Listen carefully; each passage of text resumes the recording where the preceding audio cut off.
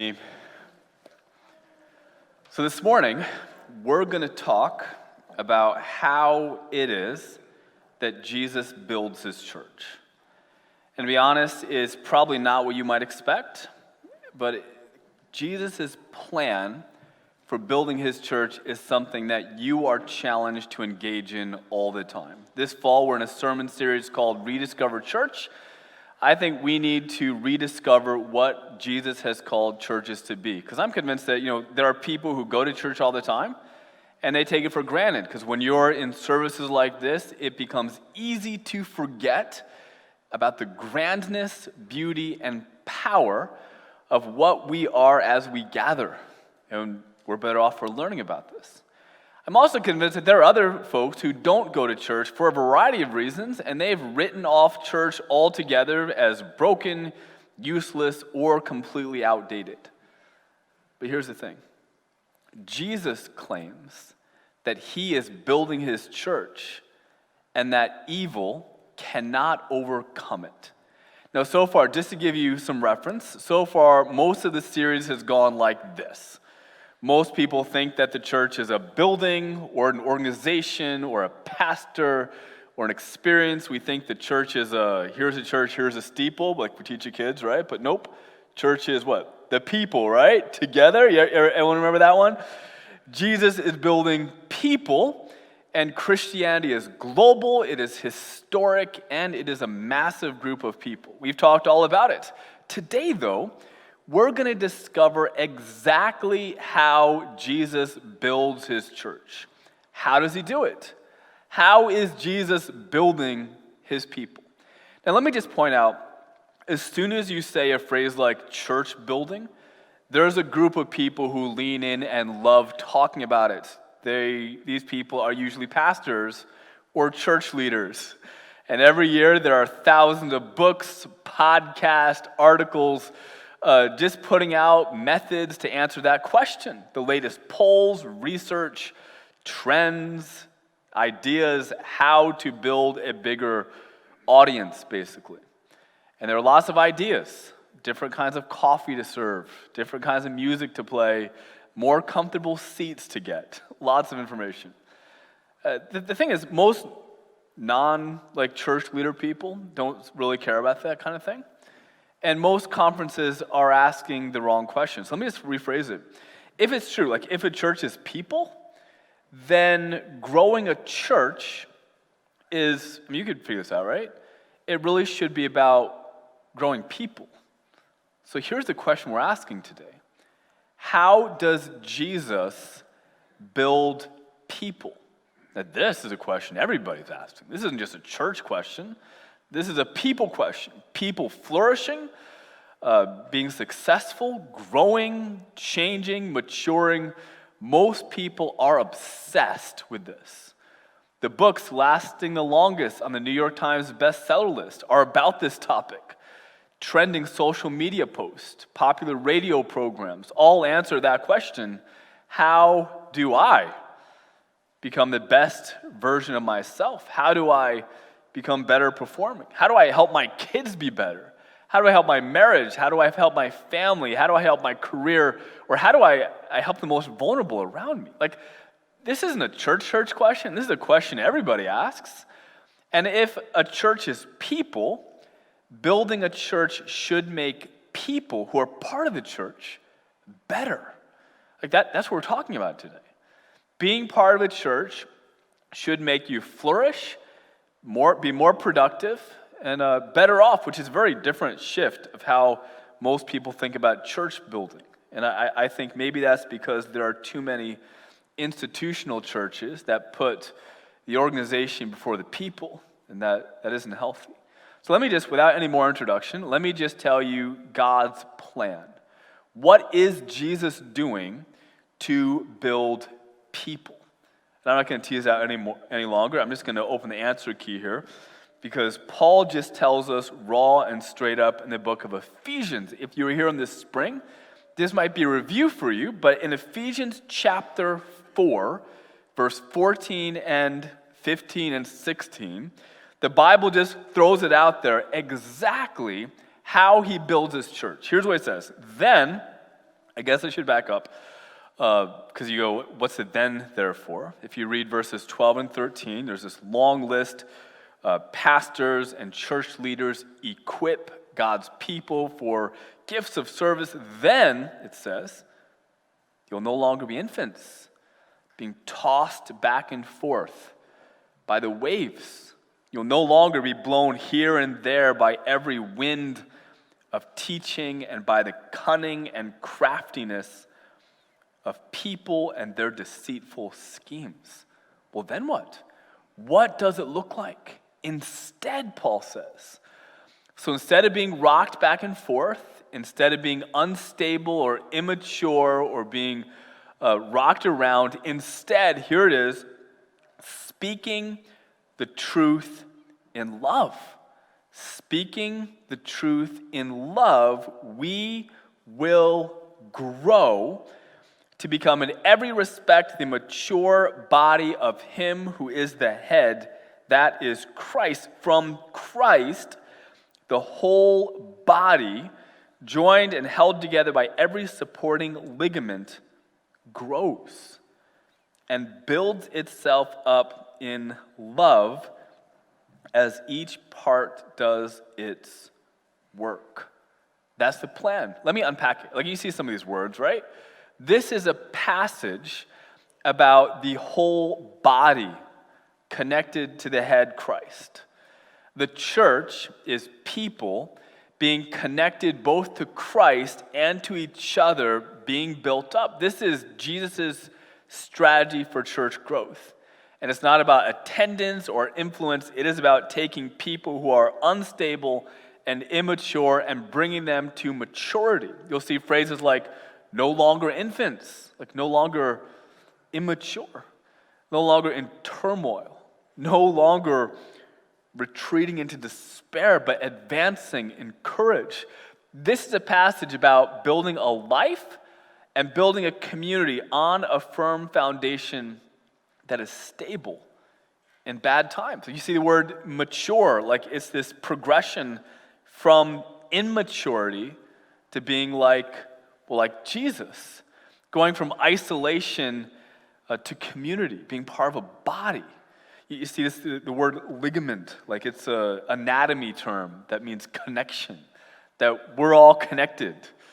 It's what we meant last week when we said that people were never meant to be independent, we said last week. We were designed to be dependent on God and for interdependence with others. Today, though, is about a simple question. How do we do that? Or how does Jesus do that? Maybe I should ask. Is there a program or an app or maybe something mysterious that God does? Like, how does Jesus do this? And Paul answers that question with one of these phrases that can change your life. Here's what Jesus is doing. Well, it's people speaking the truth in love. People speaking the truth in love. That's how we will grow to become in every respect the mature body of Him who is the head, that is Christ. Like that's it. That's the secret to personal growth. If you want to grow, find people around you who are close to Jesus, have them talk to you honestly and lovingly, and then speak the truth to other people lovingly, and listen to them. Take good advice from wise people who know all your blind spots, and you got to be honest with them, the good and the bad. A church should be, maybe it should feel a little bit like a group of coaches. Christians should run their race like well-coached athletes. It's like anybody else watching professional sports now? Philadelphia fans are like very happy right now, right?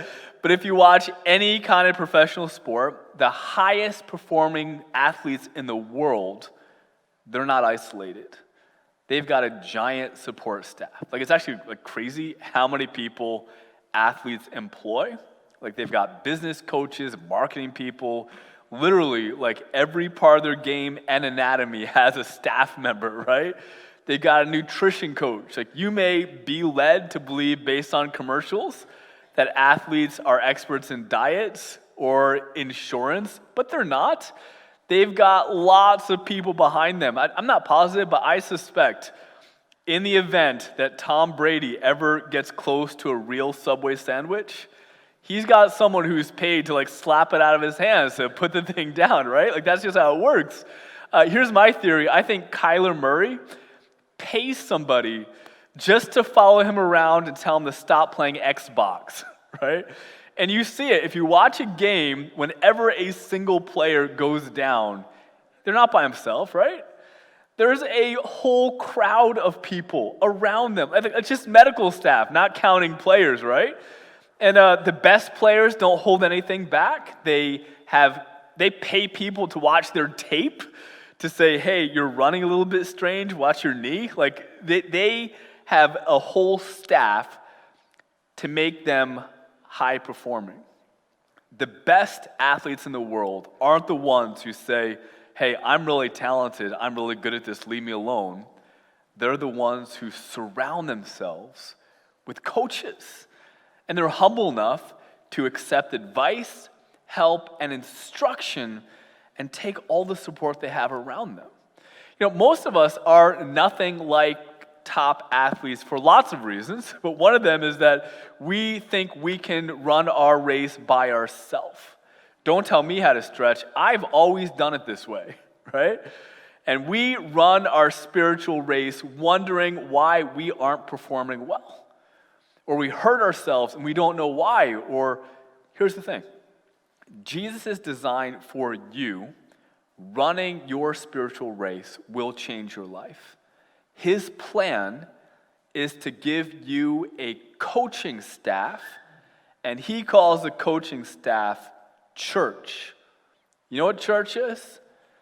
People who surround you and make you a better person by, you know how they do it? Speaking the truth in love. You know what that means, right? There's all the tension of brutal honesty, right? Here's a fact. If you're talking to Arizona Cardinals quarterback Kyler Murray, someone needs to tell him to stop playing Xbox, right?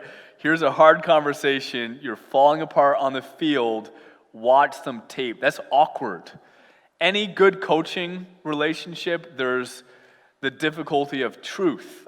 I'm not making fun of you, man. I want you to be the best quarterback you can be. And based on the tape, here's what you need to change. Those are hard, right? What you want to say is, good job, man, you're doing great. But the best athletes in the world listen to hard conversations. And to be clear, I'm not a fan of Kyler Murray. I am making fun of him. But he needs people who actually love him enough to tell him the truth. Because that's how you get better. Can you imagine how much better you might do as an athlete if you had a professional group of coaches to make you the best version of yourself? That, to be honest, that's what God designed church to be. If you missed it, look around. Seriously, look around the room for a second. You're not alone here. Look around. Those people sitting next to you are called by God to be your biggest coaches and support. In fact, let's have some fun with this. Take a minute, out loud, tell someone next to you, good morning, coach. Do it, seriously, I'm not even kidding. Good morning, coach. Okay, you got the hang of it, that's great. There we go. The people sitting around you should support you to make you the best follower of Christ that you can be. That's how it should be. Let's just be honest here. Let's speak the truth in love. Most church experiences are nothing like that. And maybe it's because, to hop up a couple verses in Ephesians, pastors have done a bad job equipping people for works of service. It only works if people love each other and are honest and are vulnerable and ask for accountability. And it doesn't normally work because not enough people show up in a group like this willing to accept coaching. So today's message is about getting some coaching, and this is not a sermon by me, it's a sermon by Moses. And I'm going to give you some words from Leviticus 19, and this is what Moses says in the sermon to help you speak the truth in love. A bunch of do nots. Do not pervert justice. Do not show partiality to the poor or favoritism to the great. But here's what you do. Judge your neighbor fairly. Do not go about spreading slander among your people. Do not do anything that endangers your neighbor's life, for I am the Lord. Do not hate a fellow Israelite in your heart. Rebuke your neighbor frankly, so that you do not share in their guilt. Do not seek revenge or bear a grudge against anyone among your people, but love your neighbor as yourself. I am the Lord. Let me just start where Moses' sermon ends. Speaking the truth in love sounds an awful lot like the first and second great commandment of Christ. Love the Lord your God with all your heart, all your soul, and with all your mind, and love your neighbor as yourself, Jesus says, right? You notice in this short passage in Leviticus, twice, Jesus reminds people, or God reminds people, that I am the Lord your God. One of my professors, Paul David Tripp, says, and you're hearing a lot of him today, says that from God's perspective, the reason why we speak the truth in love to each other, the reason why we rebuke our neighbor frankly, is because we love and worship the Lord and we want to obey him. That's where it all starts. He says that when we don't do that, when we don't speak the truth in love, even though God tells us to do, it must be because there's something that we value more than the Lord. Maybe we don't want to risk the relationship with a person we need to talk to. Maybe we somehow want to avoid complications. Maybe we just love peace and respect and appreciation more than we love the Lord. And he says, if we really love God and love our neighbors, we're going to do exactly what God's called us to do, speak the truth in love. Now, Ephesians, of course, is about what we should do. Leviticus is about what not to do. Don't show partiality, right? Care about everybody. Don't spread slander, it says. Speak the truth in love to the people that need to hear it, not all the people that are just interested. Don't spread stuff to everybody. Don't put people in danger. Like, protect people. Don't hate people, even if it's just in the privacy of your own heart. And then it centers about what to do. Rebuke your neighbor frankly. Do not bear a grudge against anyone. Love your neighbor as yourself. To be honest, we could spend some time unpacking all of these, and it'd be really easy to find examples in our culture, our world, and our community of how we failed to live up to this. We could talk about the rhetoric in our country, to the slander in our town. We have not lived up to what God has commanded us to do. And it is all rooted in this simple fact: I am the Lord. Church always starts with the gospel. We love because he loved us first. 1 John teaches us that the most reliable indicator of our love for God is the way that we treat other people. And let's just speak the truth in love for a minute. The reason why churches are seldom associated with how Ephesians describes them is because too many people claim to follow the Lord, but they don't love God enough, or they don't really see him as the Lord enough to do what he's commanded. Like, here's a hard truth. Our willingness to gossip, to live in anger, to trim the truth, to ignore massive problems, it shows something deeper than our failure to just say things. According to Leviticus, it is linked to a lack of love and worship for God himself. That's hard, right? And let me just clarify. Here's where it gets confused. I think sometimes being nice and being loving are very different things. And our culture values being nice more than I think being loving, right? Like we all want to tell the athlete, you're doing great, you're doing wonderful, I love how you're running. We don't like saying, you know what, you got to make some adjustments here so you can go faster. So you know what we all do? We see things and we don't talk about it. And let me be clear, this isn't an encouragement to be super rude or mean, like don't walk away with that. Some of us are actually mean or rude, like that's not what I'm talking about here. I'm talking about being loving and truth-telling. But I think a lot of us, we don't want to be rude, we don't want to hurt the guy's feelings, so I'm not going to say anything. The Bible teaches that those who love will speak, even if it creates tense, sometimes upsetting moments. Like if you really love someone and you really want God's best for them, like we need to do this. Like how do we do this? How are we so good at standing by in silence as people wander off and self-destruct? But this is what Christians do. We watch people lie to themselves with excuses, blame, and rationalization, and we shouldn't. If we really care for someone, it's the way we love people isn't idle or silent, it is active. The passage in Leviticus says, rebuke your neighbor frankly, speak the truth in love, Ephesians says. This is a call to respond to those who are around us. And you cannot possibly do this without having good relationships with people. You ever see somebody and you're like, man, I sure hope somebody tells that person what they're doing wrong. They're going to crash and burn. You ever just hope that someone has someone in their life who can be honest with them and loving? Because if they don't, they're in trouble. Anyone do that? And then you watch nobody talk to them and everything you worried about happens? I wonder if you find yourself going, I sure wish someone would tell them something. Maybe you're that person. That's possible, right?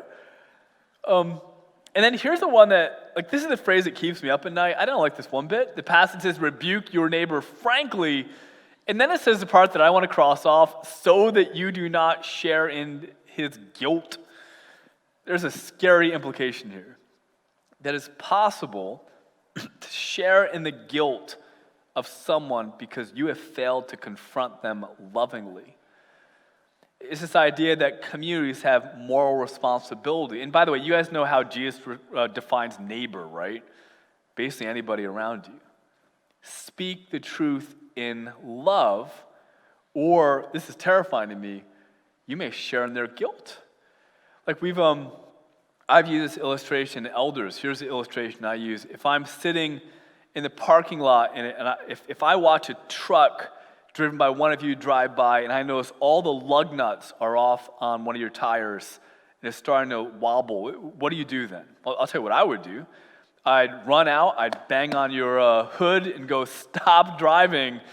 Your tire's gonna fall off. I don't want you to get hurt. I don't want you to hurt other people.